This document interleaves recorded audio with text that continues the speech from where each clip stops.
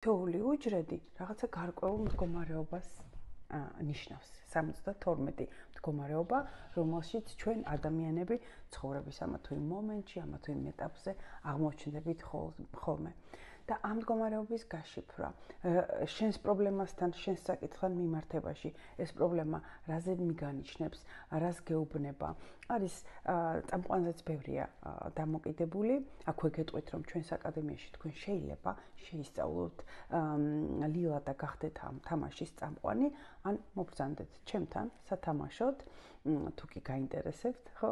ამის საშუალებაც არის 4 მოთამაშეა ხოლმე ერთ თამაშში, ყველა თავისი მოთხოვნით და შემთხვევით არასოდეს არ ხვდებიან ადამიანები ერთად, როგორც წესი ეს უცხო ადამიანები არიან ხოლმე და შეგიძლიათ რომ მობრძანდეთ ასე ჩემთან მცხეთაში, სანამ საქართველოში ვარ, ვატარებ შეხვედრებს კვირაში ერთხელ, ორ კვირაში ერთხელ.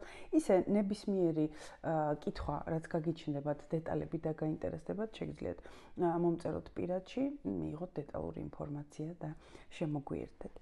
და აქვე არის, მინდა გაჩვენოთ კიდევ ერთხელ, უყურეთ, არის გველები და არის ისრები. უყურეთ, თუ კი მოხვდი გველის თავზე, ხო, იქ თქვათ, აქ იყავი, გააგორე და ციფრის მიხედვით მოხვდი აქ. ან პირიქით მეცოდე, უკუღმა. აქედან აქეთ მოხვდი, ხო? ერთ სიტყვით, თუ კი ხვდები გველის თავზე, მაშინ თამაშის წესების მიხედვით იძულებული ხარ, რომ კუდზე ჩამოხვიდე. ანუ დაბლა ჩამოხვიდე. გამოდის რომ იარე, რაღაც გზა გაიარე, მაგრამ უკან დაგაბრუნა თამაშმა. ზუსტად იგივენაირად, როგორც უკან გვაბრუნებს ხოლმე ცხოვრება რაღაც თემასთან, რაღაც საკითხთან მიმართებაში.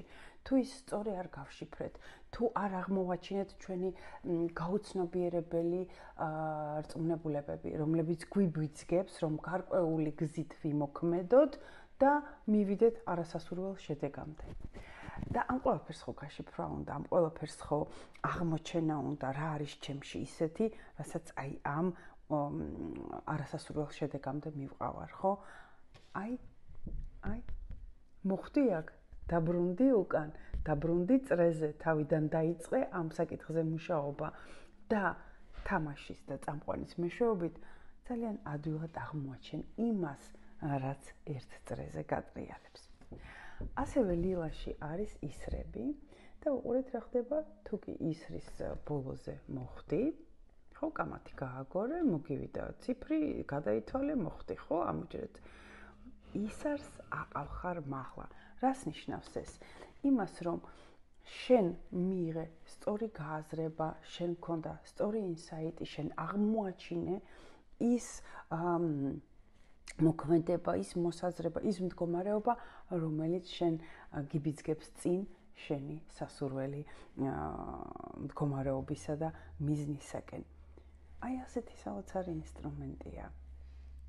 გირჩევთ, შემოგვიერთდით, სცადეთ, მოსინჯეთ.